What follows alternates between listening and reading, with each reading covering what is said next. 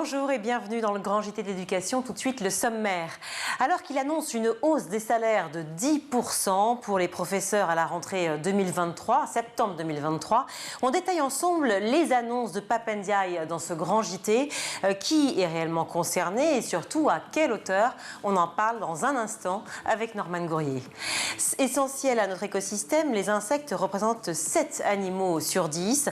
Un album documentaire paru chez Gallimard Jeunesse permet aux enfants de les découvrir. On en parle en deuxième partie d'émission avec les auteurs. Enfin, ce sera l'heure de retrouver l'invité de la semaine de Malika Ménard dans Souvenirs d'écolier. Et cette semaine, elle reçoit André Manoukian.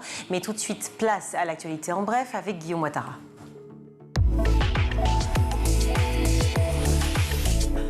Guillaume, bonjour. Bonjour Virginie, bonjour à tous. On ouvre ce journal avec les résultats des épreuves de spécialité qui sont tombés ce matin.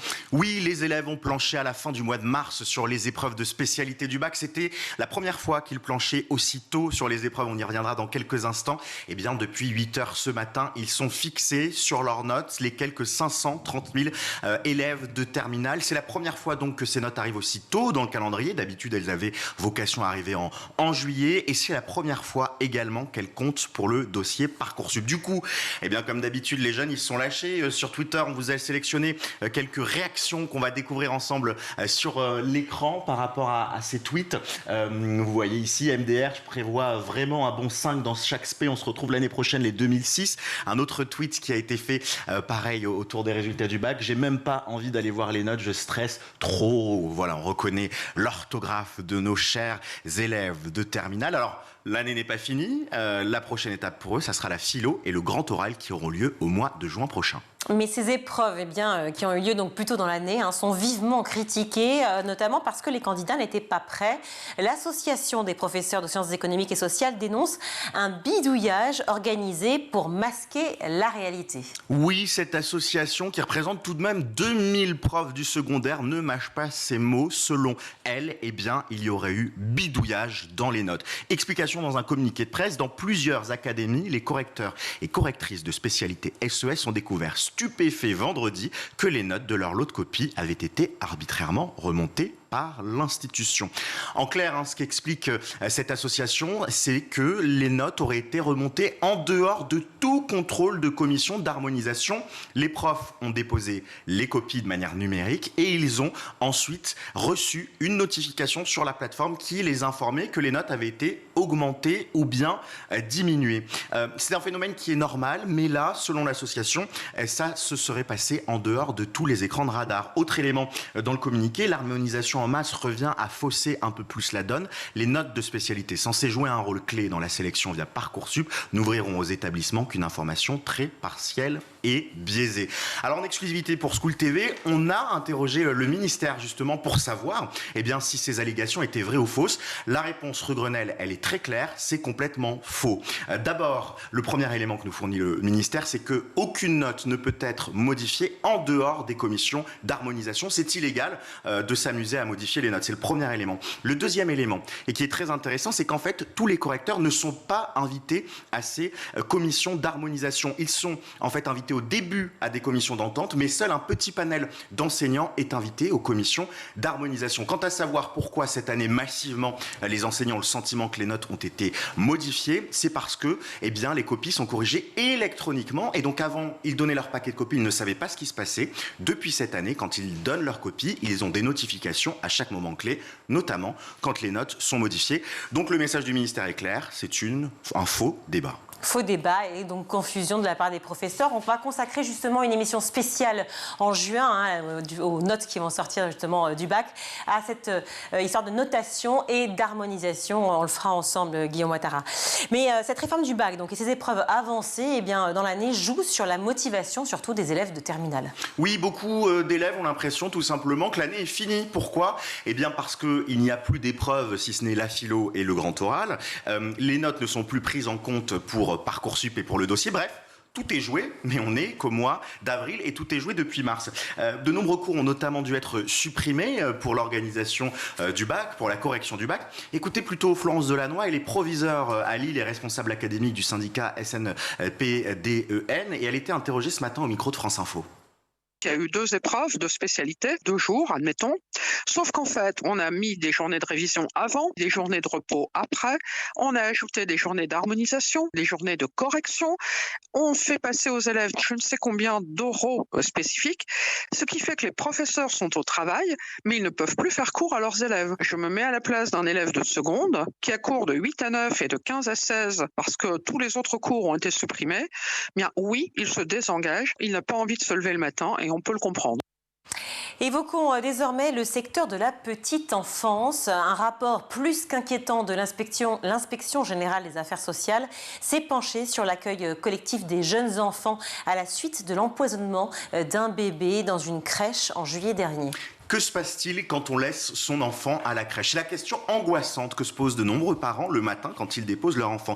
Eh bien, on ne va pas les rassurer avec ce rapport qui vient d'être dévoilé par l'inspection générale des affaires sociales et dont Libération a analysé un petit peu les effets. D'abord, les grandes lignes de ce rapport. Privation d'eau. Couche pas changée de la journée, enfant forcé à manger au point qu'il vomisse, humiliation de l'enfant en cours d'apprentissage de la propreté qui fait pipi sur lui, obligation pour un bébé de s'allonger dans son lit en appuyant fortement sur son dos pour qu'il ne puisse pas se relever. Ce sont quelques-uns des manquements graves qui ont été relevés dans ce rapport baptisé Qualité de l'accueil et prévention de la maltraitance dans les crèches. Sur plusieurs pages, l'inspection générale a recueilli des témoignages de personnes qui ont travaillé dans cet écosystème, mais s'est également rendu sur place et a constaté des défaillances grave. Alors, si l'on arrive à ces situations de maltraitance, c'est à cause d'une conjonction en fait de mauvais facteurs. D'abord, une pénurie de personnel du secteur qui oblige à travailler à la chaîne. Toujours ce rapport, la mission a ainsi pu constater dans plusieurs établissements des moments de change réalisés de façon mécanique, sans parler à l'enfant et parfois sans le regarder et sans que ce moment soit mis à contribution pour la construction d'un lien singulier à l'enfant. Autre facteur, un assouplissement des règles de recrutement. On a besoin en fait de personnes pour travailler dans des crèches et on n'en trouve pas, qui fait qu'on nivelle par le bas le niveau de celles et ceux que l'on met face aux enfants. Et puis dernier point, c'est l'absence de contrôle généralisé qui représente un véritable problème. Guillaume, on poursuit ce journal avec le Sénat qui a voté une loi très controversée autour de l'école. Oui, alors c'est un texte de droite et c'est assumé par Max Brisson, ancien inspecteur général de l'éducation nationale et qui l'a porté au Sénat, et ça va faire beaucoup parler. Plusieurs actions sont prévues dans le cadre de ce projet de loi. D'abord, l'autonomie des établissements volontaires qui porterait sur 5 points: le recrutement des élèves, l'affectation des personnels, les moyens budgétaires, l'organisation pédagogique et les dispositifs d'accompagnement des élèves. Autre proposition, c'est la séparation de la formation des enseignants du primaire et des enseignants du secondaire, revenir un peu aux écoles normales qu'on a connues par le passé. Et puis d'autres mesures font débat, comme la possibilité de recruter directement des enseignants sans passer par une procédure nationale, ou bien encore une augmentation du nombre d'enseignants bivalents. Vous savez, ce sont ces enseignants qui ont 2 disciplines. Reste à voir quel sera l'accueil de ce projet de loi à l'Assemblée nationale. On termine ce journal dans l'Oise où un lycée est victime d'une invasion de sangliers. Oui, vous avez bien entendu, sangliers, et ce n'est pas un poisson d'avril. Eh bien oui, effectivement, on est au lycée Donation Robert et Neuilly de Rothschild à Saint-Maximin dans le Nord, et la chasse vient d'être ouverte. Pourquoi? Eh bien ce lycée, il a un parc qui s'étend sur plusieurs hectares, magnifique, où les élèves aiment faire leur pause le midi. Eh bien une horde de sangliers sauvages a envahi ce parc. Alors ça fait sourire, mais ça pose énormément de problèmes.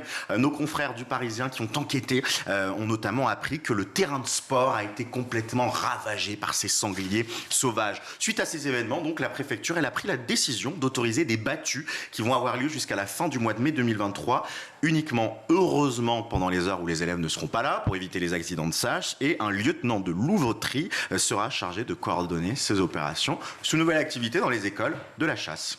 Merci beaucoup Guillaume. Alors ça y est, Pap Ndiaye a enfin annoncé la hausse de salaire de 10% pour tous les enseignants. Alors qu'en est-il? Comment cela va être réparti? Qui va en bénéficier? On en parle tout de suite avec Norman Gourrier.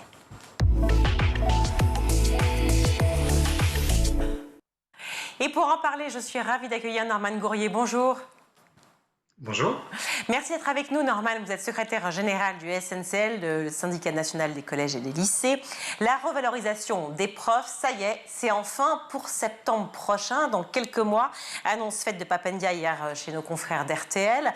Avant même de parler donc des modalités, on a tellement attendu ces annonces. Ça devait arriver il y a plusieurs mois déjà. Vous êtes venu ici sur ce plateau pour nous en parler. Est-ce qu'on a toutes les chances de penser que cette fois, ça y est, c'est bon, la promesse va être enfin tenue, Norman Gourrier? Alors, il va y avoir une revalorisation. Une partie est digne de ce nom, une autre, c'est plus discutable.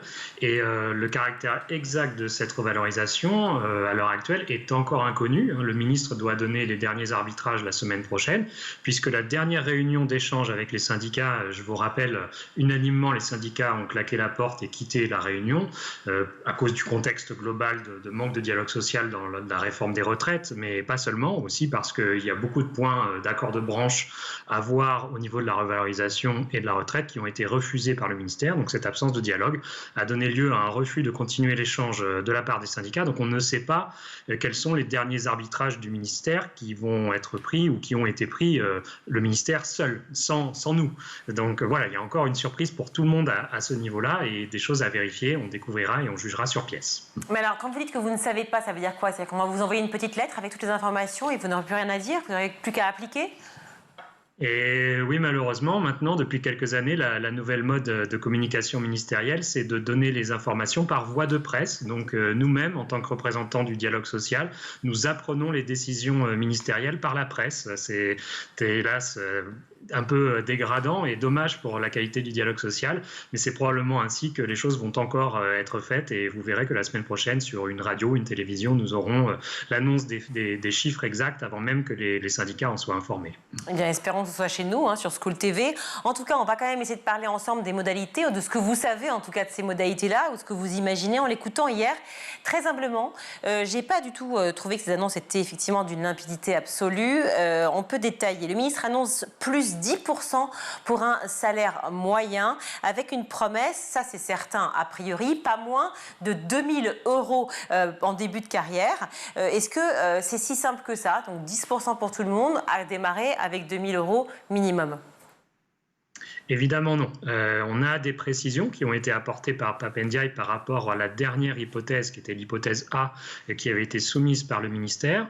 On sait donc depuis hier que la revalorisation va s'étendre aux stagiaires, donc la toute première année d'enseignement, lorsque les jeunes étudiants qui viennent d'avoir le concours ne sont pas encore titulaires de leur poste, mais seulement stagiaires. Or, ils étaient jusqu'à présent évacués du système. Il n'y avait pas d'augmentation pour eux. Cette fois-ci, apparemment, le ministre s'est engagé à ce que cet échelon-là, cette première année aussi, soit revalorisé. Il a redonné le chiffre de 2000 € d'entrée nette dans le métier, donc là encore sans préciser exactement les détails. On avait tiré la sonnette d'alarme il y a quelques semaines là-dessus, parce qu'on parlait de 2000 € bruts et 2000 € en comptant finalement la revalorisation du point d'indice. Enfin, il y avait un certain nombre de stratagèmes mathématiques qui permettaient de tricher avec ces 2000 €. Là, la réaffirmation de Pape Ndiaye laisse à penser que cette fois-ci, il n'y aura pas d'échappatoire et qu'on devrait avoir cette somme de 2000 € net d'entrée dans le métier. Mais c'est une déclaration qui pose question, puisque augmenter à ce niveau d'entrée dès la première année les enseignants, ça suppose aussi d'augmenter ceux qui sont dans le métier depuis 2 ans, 4 ans, 6 ans et même 15 ans de carrière, puisqu'à l'heure actuelle, les grilles indiciaires des enseignants ne permettent d'atteindre 2000 € net de salaire, sans compter les heures supplémentaires, qu'au bout de 14 ou 15 années d'ancienneté. On imagine mal donner 2000 € aux entrants, pendant que ceux qui sont là depuis 10 ans ou 15 ans ne les ont pas encore. Il y a donc tout un système de jeu de domino qui doit amener à des augmentations successives sur les autres échelons, et là, pour le moment, on n'a pas de précision.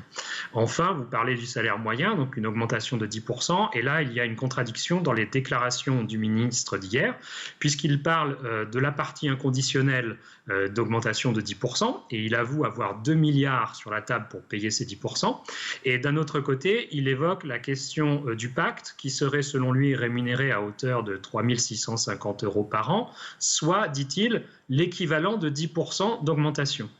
Et là, c'est très étonnant parce que le ministre nous dit que 3 650 € par an, c'est l'équivalent de 10% d'augmentation dans le cas du pacte. Donc, on serait en droit d'attendre le même chèque côté revalorisation inconditionnelle. Et le problème, c'est que 2 milliards divisé par 586 000 enseignants, c'est 188 € par mois, soit 2 500 € par an. Donc il y a 1 000 € qui disparaissent dans la nature. Et oui, exactement. Est-ce que c'est le donc jeu c'est du où brut ça? et du net? On ne sait pas encore. Voilà, il y a encore des hésitations là-dessus.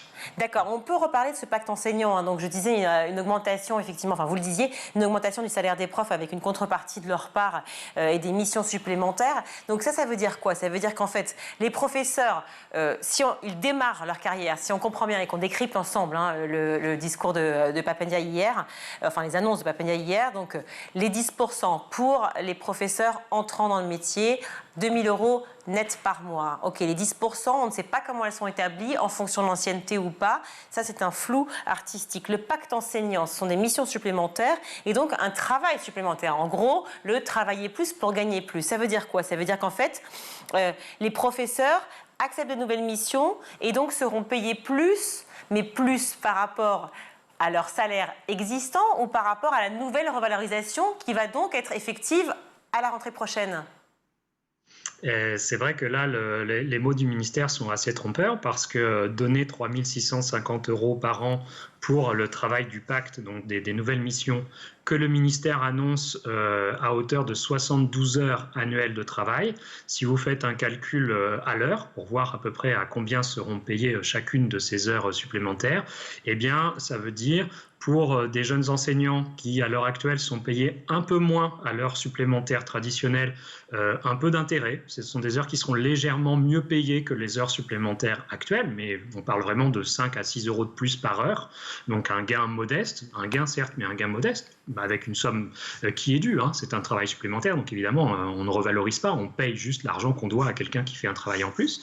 Et on arrive même à l'aberration que pour les enseignants qui sont en milieu fin de carrière, qui ont déjà à l'heure actuelle des taux de rémunération d'heures supplémentaires supérieurs, je pense notamment aux professeurs agrégés, une rémunération inférieure. C'est-à-dire que ces nouvelles heures de mission nouvelles vont être payées moins cher que des heures supplémentaires traditionnels. Et ils seront tenus de les accepter ou pas? Je ne fais pas rentrer en ligne de compte le travail invisible parce que ces 72 heures que va demander le ministère, s'il s'agit de surveiller la cour pendant 72 heures, effectivement, avec votre montre, vous comptez montre en main 72 heures de travail, mais si ce sont des heures de remplacement de collègues, de suivi pédagogique, il y a du travail invisible. Pour remplacer un collègue pendant 1 heure, il faut, chez vous à la maison, préparer pendant une demi-heure le cours que vous allez faire pendant 1 heure. Et donc là, au niveau quotité horaire, c'est déjà beaucoup moins intéressant.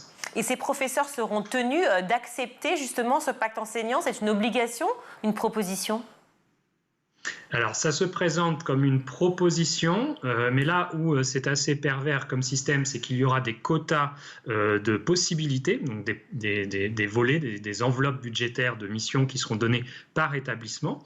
Et ce sera donc le chef d'établissement qui va décider qui bénéficie de ces missions, en sachant que le ministère a besoin qu'elles soient acceptées, qu'elles soient prises, puisqu'il va s'en servir pour couvrir le déficit d'enseignants qu'on va connaître à la rentrée dans certaines matières. Cela veut dire que dans certains collèges et dans certains lycées, quand il n'y aura pas assez de collègues intéressés par cette formule, eh bien probablement le chef d'établissement va devoir faire du forcing pour trouver des volontaires désignés, si vous voulez.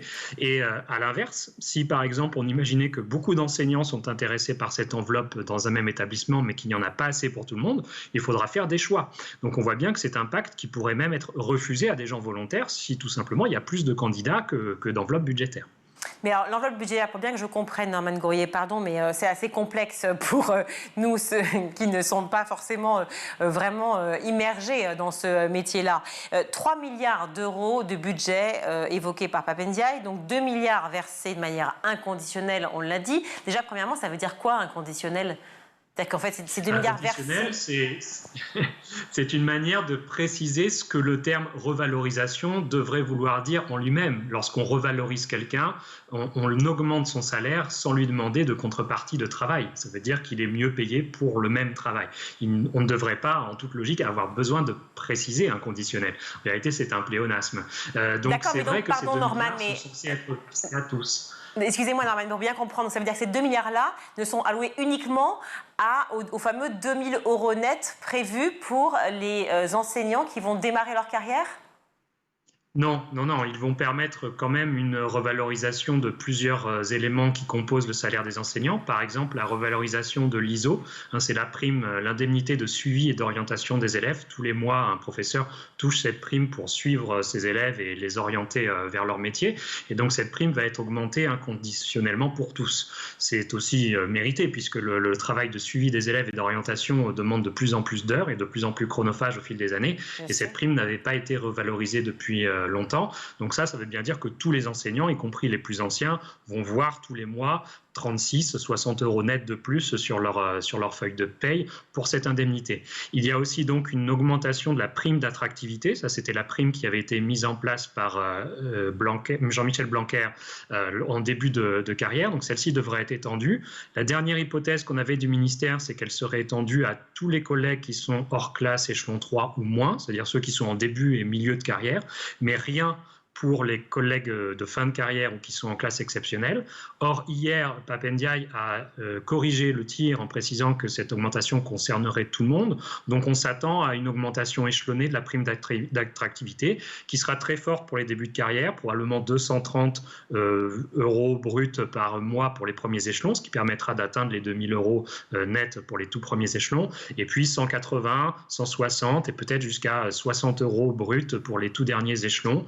Voilà. Donc l'un dans l'autre, normalement, tous les enseignants inconditionnellement devraient obtenir au moins une centaine d'euros bruts en plus par mois. Maintenant, il faut attendre de voir le détail pour en être parfaitement sûr. Donc là, on parlait des 2 milliards, plus le fameux milliard qui sera alloué donc à la hausse des salaires pour tous les professeurs qui feraient des missions en plus que vous évoquez juste avant. Donc ça veut dire des missions qu'ils peuvent accepter ou pas. Qu'est-ce qu'on fait de l'argent qui ne serait pas perçu par les enseignants qui refuseraient effectivement le pacte enseignant ? Voilà, donc là, c'est bien le milliard qui vient financer le pacte. Vous avez bien compris que ce n'est pas une augmentation de salaire, en vérité, c'est juste l'argent nécessaire pour payer des travaux supplémentaires et des missions nouvelles que les enseignants feront ou ne feront pas. C'est simplement que ce sera rémunéré pour certains professeurs d'une manière un peu plus intéressante que les heures sup traditionnelles faites actuellement, mais pas pour tous. Donc il y a déjà toute une catégorie de professeurs qui financièrement n'ont aucun intérêt à accepter ce pacte. Probablement, il y aura des candidats, pas assez ou trop, on ne le sait pas encore. Il faut savoir qu'actuellement, l'inflation frappe tous les Français de plein fouet, y compris les enseignants. Donc parfois, simplement, en ayant le couteau sous la gorge financièrement, des enseignants l'accepteront, même si au départ, ce n'est pas du tout leur vocation d'être en accord avec la philosophie du projet. Il faut attendre de voir. Je pense que les crédits qui ne seront pas alloués, s'il en reste, seront de toute façon conservés par le ministère. On sait aussi que dans les années qui viennent, ce nouveau pacte a pour objectif de remplacer les actuels IMP, ce sont des indemnisations de missions particulières. C'est une enveloppe budgétaire qui existe déjà et que les chefs d'établissement peuvent utiliser pour financer les professeurs qui s'investissent dans un projet de voyage scolaire, dans une chorale, dans de la coordination d'équipe. C'était déjà des enveloppes un petit peu flottantes qui existaient et donc on a appris que ce nouveau pacte et ce milliard supplémentaire n'est pas vraiment un milliard supplémentaire puisque dans quelques années, il remplacera les enveloppes qu'on va perdre, toutes ces enveloppes qui existaient déjà pour financer les projets annexes pédagogiques. Alors, vous parliez de prime d'attractivité tout à l'heure, on le sait et on le redit, et vous le dites aussi également aujourd'hui, que c'est très difficile pour les élèves, pour les parents, mais aussi pour les enseignants, de retourner travailler dans ces conditions, des conditions de travail extrêmement difficiles, des salaires bas, bien que cette augmentation ait été annoncée hier, effectivement, mais enfin, des salaires qui restent quand même très bas et des conditions de travail très difficiles. Est-ce que ces annonces-là peuvent motiver, si je puis dire, je ne sais pas si le terme est bon, motiver les professeurs à revenir dans le métier et à se dire, il ne faut pas qu'on lâche? Alors le premier problème, comme vous l'évoquez, c'est que cette revalorisation prend la forme d'une prime et non pas d'une augmentation de salaire. Ça a beaucoup de conséquences. Actuellement, il faut rappeler que sur un salaire, vous cotisez pour votre retraite, donc vous gagnez un montant pour votre pension. Sur une prime, non, vous payez beaucoup moins de charges sur la prime, vous obtenez quelques points de retraite complémentaires, mais ça a beaucoup moins d'effet. Donc ça veut dire que cette augmentation de salaire ne se traduira pas dans 20 ans, dans 25 ans pour les collègues qui partiront en retraite, par une amélioration de leur niveau de pension. Donc il y a déjà un loup ici sur la nature même de la prime. Par contre, c'est certain que ça permet au ministère de donner plus d'argent tout de suite, ou le sentiment d'avoir plus d'argent, puisque c'est de l'argent qu'on touche tout de suite, plutôt qu'un acquis social d'une augmentation de la pension à long terme. Donc il y a quand même ce côté attractif d'avoir de l'argent maintenant. Et là où le projet aussi est un petit peu biaisé, c'est que dans le même temps, le ministère a annoncé une augmentation des montants signés pour les contrats des contractuels, donc les professeurs qui sont non titulaires. Le ministère a pris l'engagement de ne pas signer de CDD et de CDI avec ses collègues qui n'aurait pas une augmentation d'au moins 200 € par mois par rapport à ce qui se pratiquait en termes de rémunération l'an passé. Et là, il y a un vrai appel d'attractivité. On explique aux collègues potentiellement contractuels dans la fonction publique que s'ils viennent dans l'éducation nationale, ils pourront avoir 200 € de plus par mois. Ça, c'est mis relativement à leur bas salaire, c'est très attractif. Donc on sent que le ministère, s'il est en train de développer un argument séduction ou une tentative d'attractivité, c'est surtout pour trouver des collègues non diplômés à contractualiser plutôt que d'encourager des étudiants à devenir fonctionnaires. Alors, autre détail, mais qui a son importance, le ministre de l'Éducation parle d'année pleine. Qu'en est-il exactement ? Oui, parce qu'on a un jeu de levier, si vous voulez, comme les augmentations de cette prime d'attractivité ne commenceront qu'en septembre de l'année 2023, eh bien, en vérité, ça ne va pas coûter 2 milliards tout de suite. Ça ne va coûter qu'un quart de 2 milliards en 2023, puisqu'il n'y a qu'un trimestre à financer. Donc, ça va être une augmentation d'à peu près 500 millions, logiquement, du budget de l'éducation nationale pour l'année 2023. Et on passera à 2 milliards en année pleine, c'est-à-dire quand l'augmentation aura vraiment été payée du 1er janvier au 31 décembre. N'est-ce pas étonnant, Norman Gourrier, dans cette période de réforme des retraites qui fait quand même hurler beaucoup et on voit beaucoup de manifestations dans la rue, de voir cette annonce de Pape Ndiaye qui propose cette prime d'attractivité, mais qui effectivement, vous le disiez à l'instant, qui ne permet pas effectivement de cotiser pour ces points de retraite. Donc on a un sentiment en fait d'un vrai manque de dialogue, en tout cas d'une non-écoute manifeste du ministère. Oui, et d'un décalage dans le traitement des dossiers, puisqu'en fait, cette vision de l'augmentation du pouvoir d'achat des enseignants via les primes aurait été cohérent si la première réforme Macron des retraites était passée. Ce premier projet, qui était le projet Delevoye, je ne sais pas si vous vous souvenez, donc qui est tombé à l'eau suite au Covid, c'était un projet de passage à la retraite universelle à points. Et le système de points étant basé sur les primes des agents fonctionnaires. Les enseignants, à l'époque, avaient été considérés comme les très grands perdants potentiels de ce premier projet de réforme des retraites, puisqu'étant les fonctionnaires qui touchent le moins de primes, cela voulait dire moins de points et donc une perte qu'on avait estimée à plus d'un tiers de niveau de pension. Et le président Macron, à l'époque, lui-même avait dit qu'il faudrait faire un geste au niveau des primes des enseignants pour pouvoir rééquilibrer cela.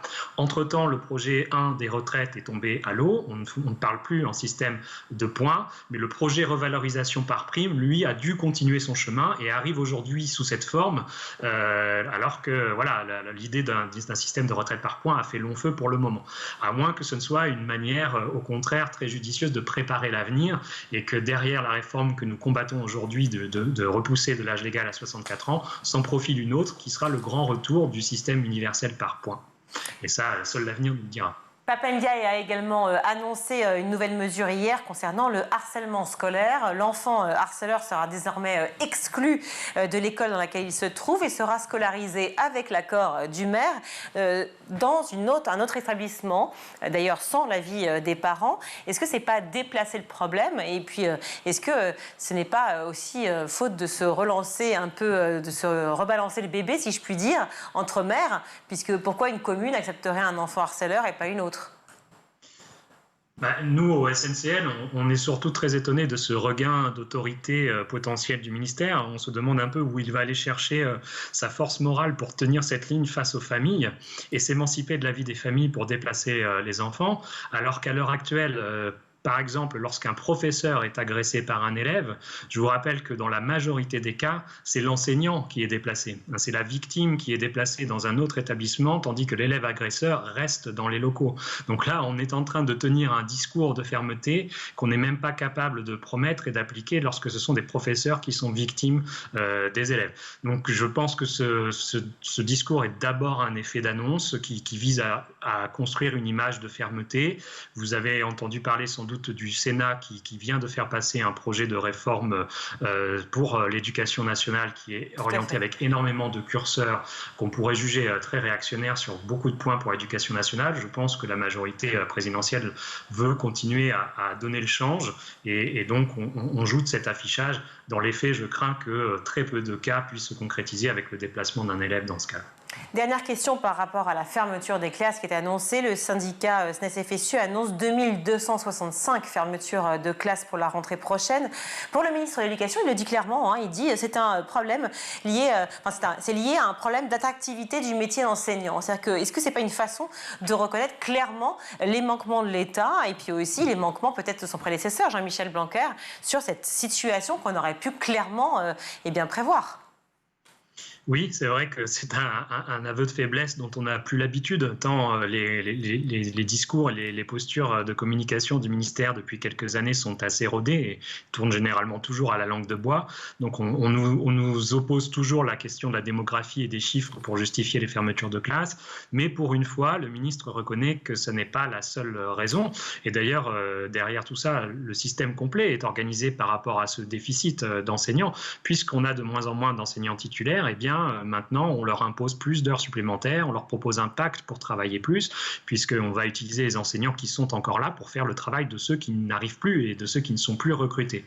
Maintenant, il faut bien savoir que le ministère n'est pas que victime de ce système, il en est aussi l'organisateur. Ça fait des années et des années qu'on démonte la fonction publique, qu'on dévalorise le métier d'enseignant, qu'on ne défend pas les enseignants face aux familles dans les situations difficiles. On a abandonné le corps enseignant et donc forcément, on fait fuir les étudiants et on organise ce déficit pour remplacer les fonctionnaires titulaires par des contractuels CDIsables, certes, mais à des niveaux de salaire beaucoup moindres, dans le but de faire des économies. Donc c'est très difficile de recevoir ce discours du ministère. En vérité, le déficit enseignant, il est organisé dans des buts de réduction budgétaire.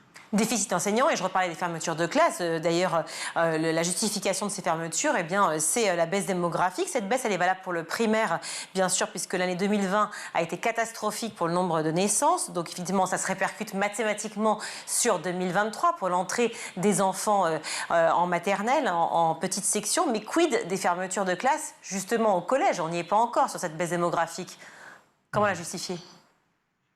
Oui, c'est ça. Alors sur le collège, là encore, c'est un peu plus difficile pour le ministère de le justifier. Alors il fait des comptes d'apothicaire, il fait des moyennes, il se base sur des moyennes pour expliquer que voilà, si on fait la moyenne de l'ensemble des établissements, il y a effectivement une baisse du nombre d'élèves par classe à supporter. Mais je vais vous donner un exemple sur lequel va tout de suite se fracturer ces grandes théories et ces jolis chiffres du ministère. Si vous prenez l'exemple de l'Académie de la Guadeloupe, par exemple, on vous donne un taux d'encadrement par élève, je ne l'ai plus exactement en tête, mais qui est assez fort. C'est vrai qu'en moyenne, la Guadeloupe a la chance d'avoir un peu moins d'élèves par classe que la métropole. Et quand vous allez sur le terrain, vous allez voir qu'effectivement, si vous allez à Basse-Terre, dans les Pointe-à-Pitre ou les secteurs où vous avez des grands établissements de collèges, lycées avec un grand nombre de sections, là, vous avez des effectifs de classe qui explosent, mais la moyenne est basse, puisque pendant ce temps-là, dans les petits archipels isolés, dans les îles où vous avez des classes multiniveaux, vous avez peut-être 9 ou 13 élèves qu'on regroupe péniblement dans une section de classe parce que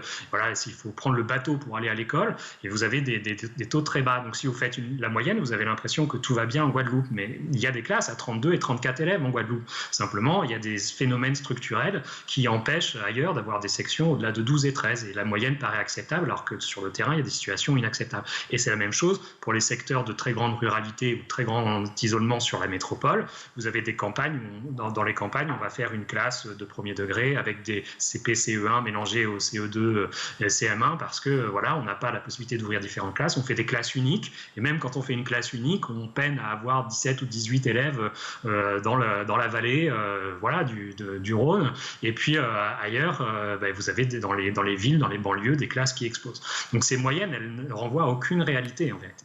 Merci beaucoup. Merci Norman Goyer d'avoir réagi aux annonces du ministre de l'Éducation Pap Ndiaye hier. Merci d'avoir été avec nous. Je rappelle que vous êtes secrétaire général du SNCL. Merci. On marque une courte pause, on se retrouve dans un instant.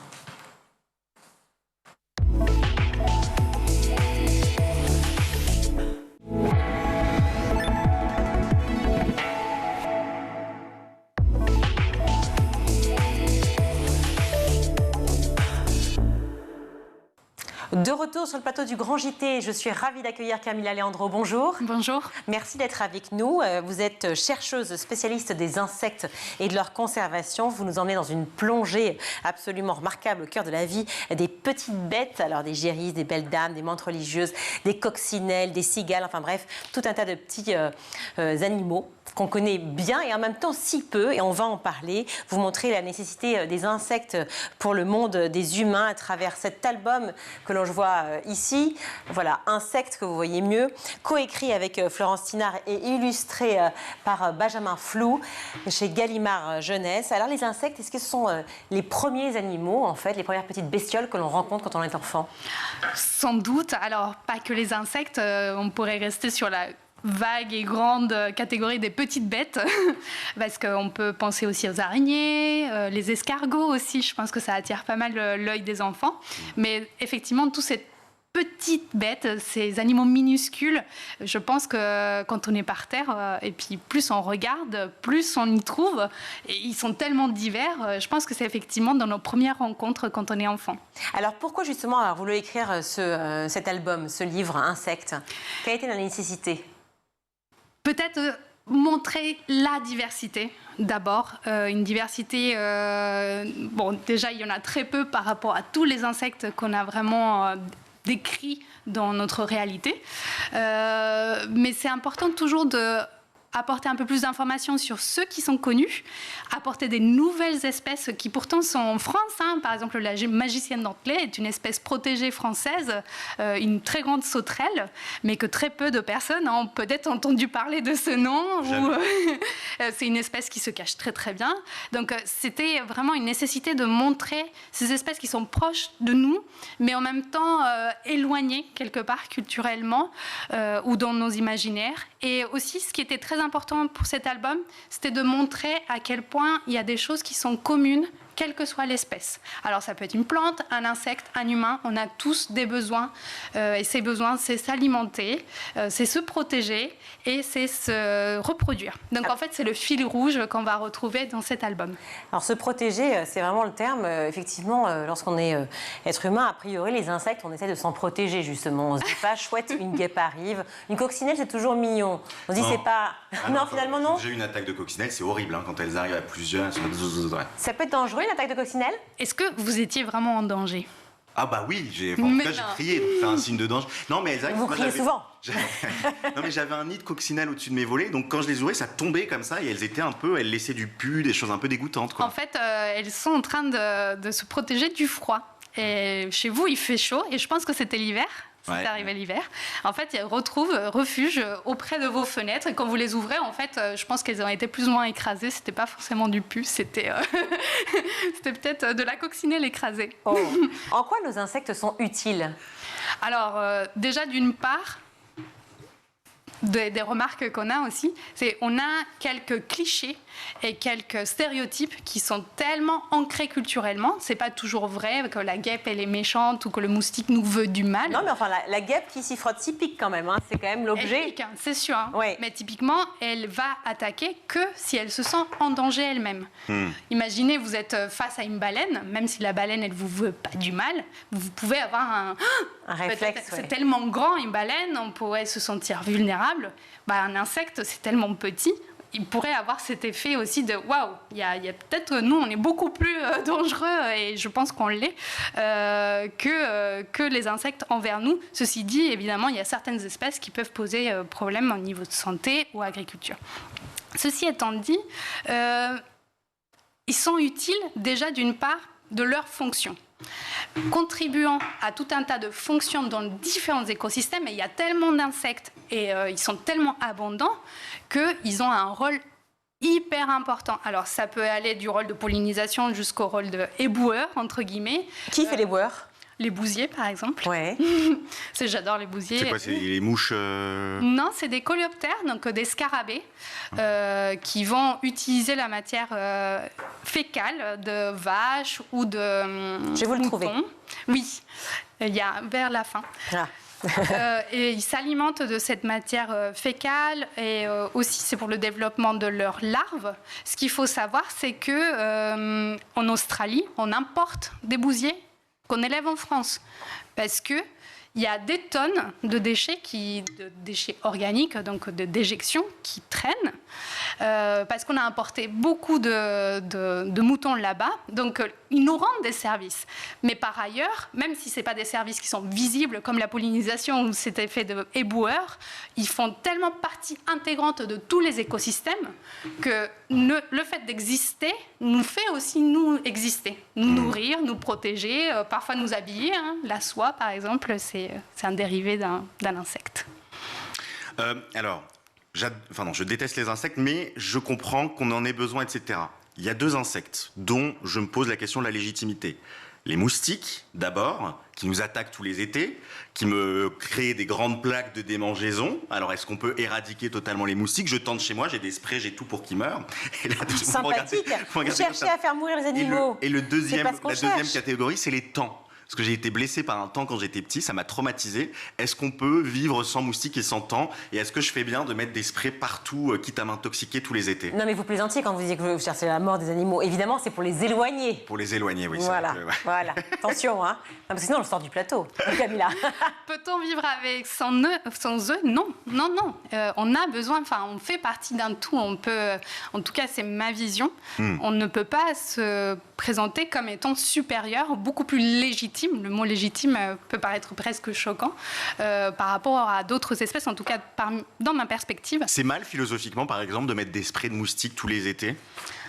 C'est mal. Est-ce que c'est philosophiquement mal ? Ça dépend. Ça dépend du point de vue. Je ne suis pas philosophe, en tout cas. Bon, bref. Mais d'un point de vue ne serait-ce que sanitaire, pour tout un tas d'espèces, et pour vous, c'est peut-être pas le meilleur.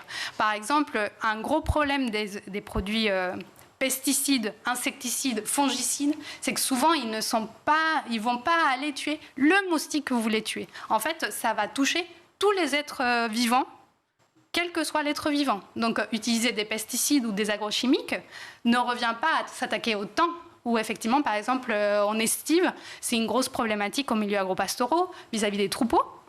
Donc, on doit traiter les troupeaux, mais surtraiter les troupeaux. Et l'abus de ces produits a fait qu'il y a aussi un déclin massif de tout le reste. Or, si on prend toutes les espèces, quelles qu'elles soient, les insectes, même les méchants, et on les met toutes ensemble, on pourrait imaginer que chacune est un fil et qu'elles font tous un tapis. Et on fait partie de ce tapis. Enlever des fils, c'est détruire le tapis. Détruire le tapis. Alors, on parle évidemment dans ce livre, Insectes, je le rappelle, paru aux éditions Gallimard Jeunesse, que vous avez coécrit avec Florence Tinard. On parle de ces insectes, donc les gentils ou les méchants, on pourrait dire, en tout cas ceux qui savent se protéger, c'est peut-être plus ça le terme. C'est une façon aussi, peut-être, de nous sensibiliser, adultes et enfants aussi, à la protection de ces petits animaux. Évidemment, on a le réflexe de protéger les oiseaux, de protéger les chats, les chiens, les chevaux et autres animaux qui nous fascinent ou que l'on désire adopter. Mais peut-être que pour un insecte, c'est moins évident. Alors, ça aussi, déjà, d'une part, le terme protéger veut dire trouver un abri. Ça ne veut pas dire se protéger. Ça peut être protéger les animaux. Ça peut être, mais effectivement, dans le livre, se protéger, c'est ça, c'est ce qu'on peut trouver un abri, et c'est pour ça qu'on utilise aussi l'idée du guêpier, c'est-à-dire la maison des guêpes, ou alors des tunnels. Par contre, protéger les insectes, effectivement, ça peut être non seulement difficile, parce qu'il y en a tellement et à tellement d'endroits, et de la diversité, les exigences de chaque espèce font aussi que c'est un challenge pour chacun. Mais c'est une nécessité aujourd'hui, parce que comme je parlais de ce tapis, effectivement, on est en train d'enlever énormément de ces fils. Il y a eu un article qui a fait pas mal le buzz il y a quelques années. Dans des milieux naturels en Allemagne, il y a une perte de 75% de la biomasse en insectes. C'est énorme. C'est énorme. C'est une étude en plus, comme je dis, en milieu naturel. Donc on aurait pu imaginer épargner de produits chimiques, de destruction des habitats, de changement climatique. Eh bien non. Eh bien ça, c'est une réalité que de plus en plus on retrouve par ailleurs dans d'autres écosystèmes et dans d'autres parties du monde. Donc les préserver, alors c'est peut-être pas les mettre sous cloche, de ce scarabée, on ne le touchera plus, mais c'est plus où sont-ils ? Quels écosystèmes ? Et donc préserver les écosystèmes, c'est aussi préserver les insectes et nous préserver nous.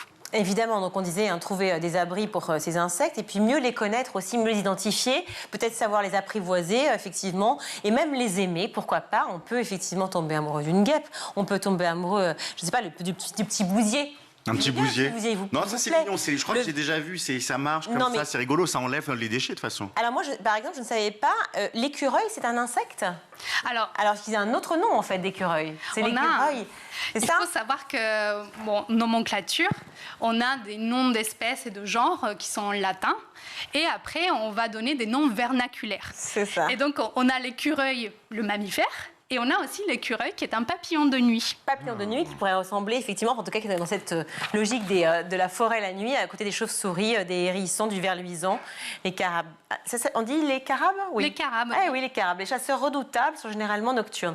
Voilà. Et donc c'est une façon aussi pour nous tous, et notamment les enfants, pour pouvoir peut-être mieux les protéger parce qu'ils les connaissent mieux. Alors effectivement, il y a cette idée aussi d'espace un peu contemplatif dans l'album. C'est inviter à regarder. Est-ce qu'on peut regarder dans l'album, mais aussi autour de nous, cette nature. On disait, c'est peut-être la première rencontre quand on est enfant. Et pourquoi on a perdu ce lien avec ces petites bêtes ? Et effectivement, il y en a peut-être certaines, je pense qu'un temps, effectivement, ça a fait très, très, très mal. Les moustiques tigres aussi, qui sont arrivés massivement. Parce que c'est ça aussi le problème, c'est qu'il y a des insectes qui arrivent comme ça d'autres pays et qui viennent ravager les insectes qui sont déjà présents, dont les moustiques tigres, par exemple, qui font des ravages dans le sud de la France. Alors, ils remplacent, de par leur abondance, les niches écologiques, donc l'espace d'autres espèces. Alors, est-ce qu'elles les ravagent ? Non, dans le sens où elles ne vont pas s'attaquer aux autres espèces directement. Par contre, c'est clairement un problème de changement climatique. Mais sur les moustiques tigres, par exemple, il y a une plateforme, moi je l'ai fait, on peut dénoncer les moustiques tigres qu'on trouve.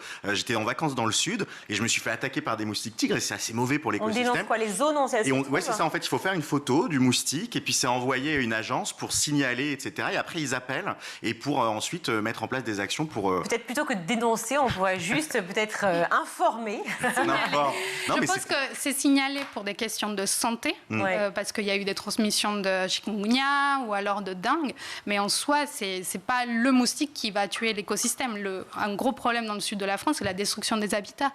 Ça crée un déséquilibre énorme au niveau des marais, par exemple. L'industrialisation en masse.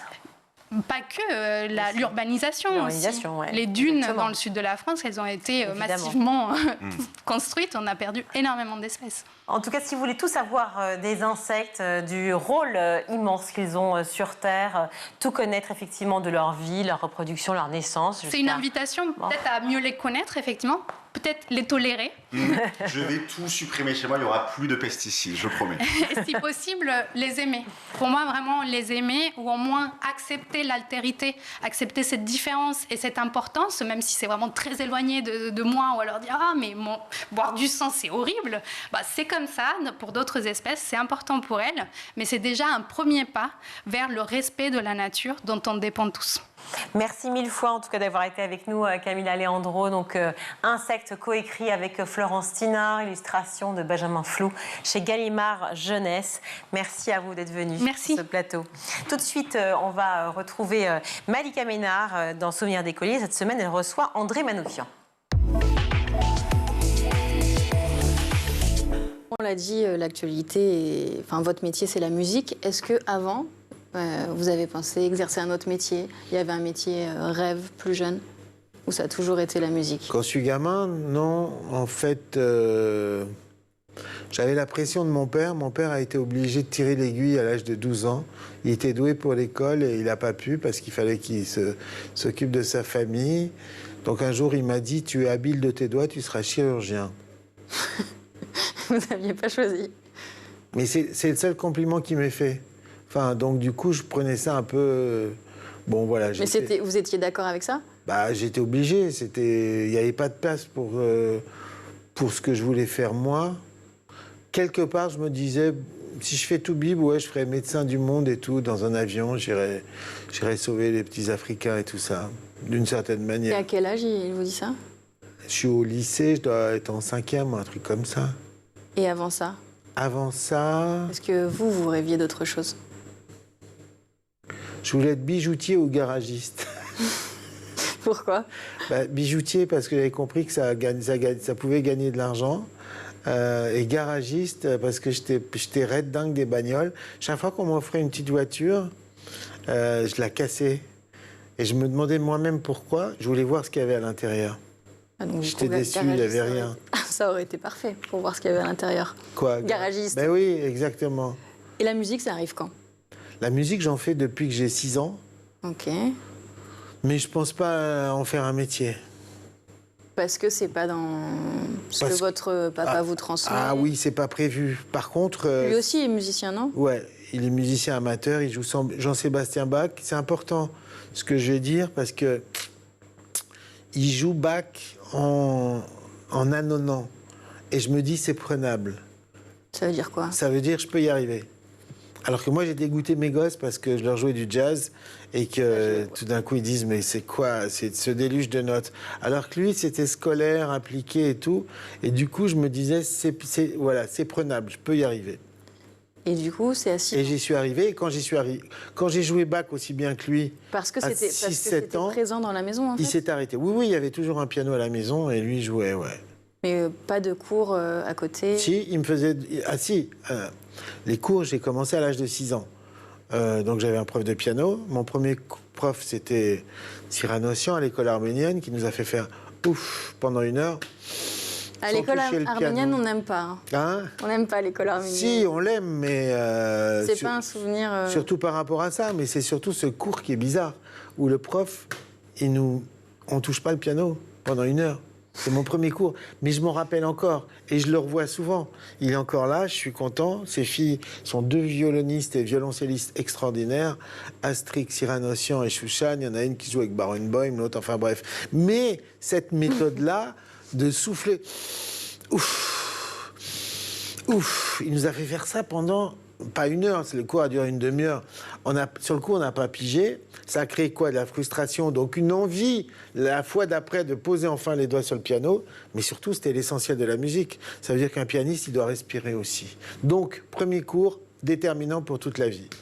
Mais du coup, à ce moment-là, on a l'impression que c'est pas une énorme rencontre avec la musique, telle que je... Si, parce que la musique, du coup, elle est partout. C'est mon camarade de jeu. Moi, quand je rentre de l'école... Je jette mon cartable et je me mets au piano. J'ai de la chance. Dès l'âge de 6 ans, alors? Oui, il n'y a pas la télé, il n'y a pas de PlayStation. Oui, il n'y a pas d'autres distractions. Il n'y a que dalle. Donc voilà. Donc dès 6 ans et après, ça ne s'en va plus jamais. Ça ne s'arrête plus jamais. Surtout quand on doit partir. Quand toute la famille doit se déplacer, on doit quitter l'appart. Là, à un moment, j'ai une envie répressive de me mettre au piano. Et ma mère, elle se met à hurler, mais c'est pas le moment et tout. Et après le bac, puis une première année de médecine. Ouais. Pour être chirurgien comme votre père. C'est ça, mais ça, en réalité, une première année qui va durer 6 mois. Tout de suite. Et arrivé au partiel de février, je dis bon, c'est une escroquerie, je ne vais pas pouvoir continuer à escroquer mon monde autour de moi. Non seulement je ne suis pas fait pour ça, mais ça ne m'intéresse pas, c'est absolument impossible.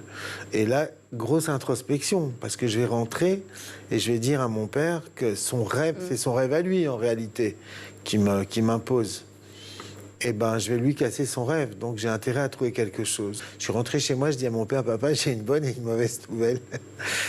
Là, je commence par la mauvaise. Bon, j'abandonne médecine. La bonne, je vais faire un musicien. Oh, putain. Ça a duré 1 heure de malédiction. Malédiction à l'antique, hein. Le grec, vous voyez? Oui. Genre, et ça finit avec cette phrase, un monologue, mais terrible. T'avais la chance de faire des études. Moi, c'était mon rêve. J'ai pas pu. Toute ta vie, tu le regretteras. C'était des phrases terribles comme ça, assénées les unes après les autres, qui ont terminé par cette apothéose. C'est un métier de saltimbanque. Tu finiras en jouant pour un sandwich. Et là, cette phrase, ça a été mon « connais-toi toi-même », vous savez, du Parthénon.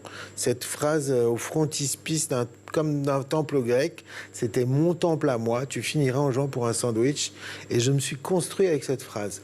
C'est-à-dire, pas avec, mais contre, du coup. Oui. C'est déjà la fin de ce numéro. On se retrouve demain, toujours en compagnie d'André Manoukian pour la suite de Souvenirs d'écoliers. Merci Malika, merci André. À demain. Tout de suite, c'est le ZAP, le meilleur de School TV.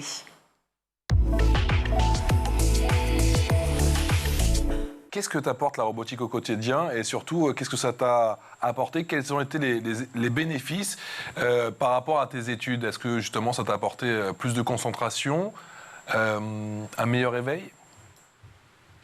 Oui, je pense que la concentration, c'est vrai que c'est un point important. On a aussi beaucoup appris à travailler en équipe. Ça, c'est vraiment crucial, je pense, pour les études. On était une équipe au début de 6-7.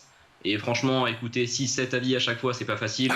On doit toujours tirer le meilleur, réfléchir ensemble. C'est vraiment quelque chose d'enrichissant, je pense. La persévérance, la rigueur, tout ça, ce sont vraiment des qualités qui m'ont été transmises par la FLL. Et c'est pourquoi je conseille à tous les jeunes, comme vous l'avez dit, de 9 à 16 ans, de participer à la FLL. Erwan, c'est un travail en individuel ou par équipe quand on fait la robotique? Toi qui as participé par exemple, je crois, avec Rouen à un hackathon. Alors, il n'y a plus grand chose de nos jours qu'on fait tout seul. C'est-à-dire qu'on travaille énormément en équipe. Il va y avoir quelqu'un qui va du coup faire par exemple les calculs de physique, quelqu'un qui va gérer le contrôle du robot, la programmation. Et il faut savoir que maintenant même les robots ne travaillent plus tout seuls. On les fait communiquer entre eux ou avec les humains, avec d'autres machines même, pour pouvoir coordonner leurs mouvements. Vous avez commencé, vous, à écrire à l'âge de 6 ans? Vous avez eu zéro problème de avec Parcoursup, quoi. Enfin, qui n'existait peut-être pas, mais non, ça n'existait pas. Qu'est-ce que je choisis? Ah non, moi, dès l'enfance, j'étais une littéraire pure et dure. Ça s'est vu très très vite avec mon niveau de calcul mental. Voilà, en primaire, j'étais une très bonne élève, mais le calcul mental, c'était infernal. On en connaît d'autres. J'ai pas moi, osé, je dénonce personne. Donc, non, moi, les maths, c'était... Non, clairement, j'étais une littéraire dès le départ. Oui, mais on peut être littéraire sans écrire des histoires à l'âge de 7 ans, pour autant. C'est vrai. Mais je crois que j'ai aimé lire tellement tout de suite que j'ai eu envie d'écrire des histoires tout de suite, de raconter. J'aimais tellement lire des histoires que j'ai eu envie d'en raconter moi aussi. Alors évidemment, ce que j'écrivais à 6 ou 7 ans, c'était des choses totalement absurdes, mélange de ce que je lisais, des séries que je regardais à la télévision, donc des mélanges de Fantomette et de La Petite Maison dans la Prairie. Enfin, c'était assez absurde. Mais oui, j'écrivais déjà et j'ai jamais arrêté. Et voilà. Puis, un peu plus grande, j'ai commencé à faire des concours de nouvelles, encouragée par mes professeurs de français, auxquels je suis très reconnaissante. Qui vous ont encouragé, c'est chouette ça. Ouais. Voilà. Merci les profs, vive les profs. On aime bien remercier les enseignants sur School TV. Plaisir d'écrire, plaisir de lire aussi, vous venez de le dire. Il y a des conseils qui peuvent traverser les époques. Avec, ravissement, j'ai vu que vous aviez adoré E = MC2 Mon Amour, de Patrick Covin, alias Claude Klotz d'ailleurs. Ouais.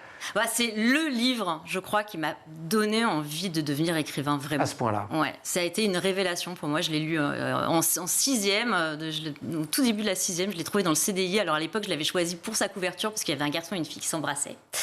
Et je me suis dit, oh là là, une histoire d'amour. Et j'ai absolument adoré ce livre qui m'a beaucoup marqué. Et pour pouvoir justement rendre les jeunes acteurs et actrices de leur avenir, Fatma Chouayeb, vous êtes la cofondatrice d'Hello Charlie. Vous avez tenu à proposer justement cette plateforme, cette solution digitale pour pouvoir littéralement mettre chaque lycéen, chaque lycéenne, étudiant ou étudiante d'ailleurs, en position d'acteur pour mieux piloter là aussi son orientation. Ça peut paraître évident dit comme ça, mais c'est pas toujours le cas. En effet, c'est pas toujours le cas. C'est le constat qui a fait qu'on a créé Hello Charlie il y a 7 ans. Donc Hello Charlie, c'est une start-up de la EdTech, donc comment mettre la technologie au service des sujets d'éducation. Et pour nous, c'est vraiment le sujet de l'orientation scolaire et professionnelle. Et du coup, on a créé une application d'orientation qui est aujourd'hui la première à proposer une progressivité dans la construction du projet scolaire et professionnel, proposer un parcours personnalisé sur l'orientation. On ne s'oriente pas de la même manière en 4e, en 3e, qu'en seconde, qu'en première, en terminale, en lycée professionnel ou en lycée général et technologique, et puis une application qui soit vraiment ancrée dans les codes, dans les usages des jeunes, pour leur donner envie d'entrer dans cette réflexion-là. Et c'est là où le bas blesse, c'est le constat de départ. L'orientation, c'est souvent les notes, c'est souvent les places qui sont disponibles, c'est souvent des plateformes d'inscription comme Parcoursup. Et nous, on a voulu prendre du recul par rapport à ça et mettre les jeunes au cœur de cette réflexion pour mieux identifier leurs envies, mieux se connaître, se poser les bonnes questions et découvrir des voies qu'ils ne connaissaient pas forcément pour faire les meilleurs choix. Quelle est la place des filles dans la robotique, William? Est-ce que vous avez des filles dans votre équipe, par exemple? Alors moi, c'est un mauvais exemple. On était 4 garçons. Donc aucune fille. Mais aujourd'hui, je suis coach d'une équipe et il y a 2 filles sur 5. Donc je pense que les mentalités évoluent, la part change et dans le bon sens. Et c'est intéressant de voir les filles parce que je pense pas qu'elles soient moins capables de remplir ce qu'on leur demande de faire. Oui, voilà, elles sont tout aussi capables de faire de la programmation et c'est intéressant de voir ces changements-là, on le voit aujourd'hui. Et vous en parlez justement avec ces 2 filles, j'en parlais tout à l'heure hors antenne avec Erwan, c'est vrai qu'il y a encore peu de filles dans son école d'ingénieur, mais ça commence à progresser, et la proportion commence à augmenter doucement, on va dire, mais sûrement. Pourquoi c'est des barrières limitantes d'après vous? Pourquoi il n'y a pas plus de filles dans la robotique? Je pense que c'est les mentalités qu'il faut changer, des choses de l'ancien temps, comme quoi les filles ne pourraient pas toucher à la robotique. D'accord. Honnêtement, c'est en train de changer et c'est beau à voir. Mais je pense que oui, c'est des barrières un peu mentales qui datent. Même constat, Erwan, à l'école? Oui, c'est ça, même constat. Dans ta classe, il y a 2 filles, c'est ça? Oui, sur 20 personnes, il y a 2 filles. Ouais. Je pense que c'est peut-être même plus profond que ça. Au lycée, on nous fait faire des choix d'orientation, on nous conseille. Et c'est vrai qu'on va plus orienter les filles, par exemple, sur une école d'infirmière que sur une école d'ingénieur. Alors que, en fait, ça dépend juste de ce qu'elles aiment faire. Sur les matières littéraires plutôt que sur les matières scientifiques. L'Espagne qui est un peu dans le turfu, comme disent les jeunes. Dans le turfu, dans le futur, quoi.